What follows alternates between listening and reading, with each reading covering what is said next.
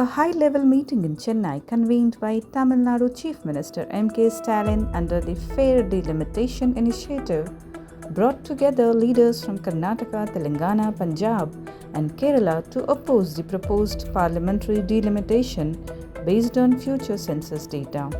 Karnataka Deputy Chief Minister D.K. Shivkumar, representing Chief Minister Siddaramaiah, who was absent due to a knee injury, emphasized that this issue is not about regional interest but about fairness in national representation.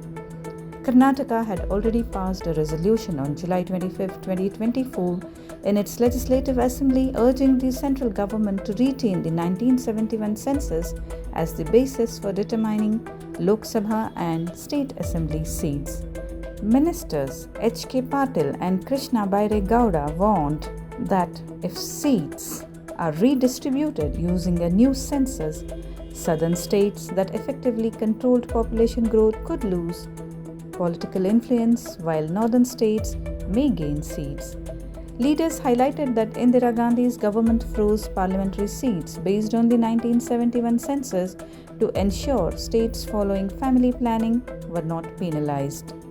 Karnataka ministers argued that breaking this agreement now would be unfair.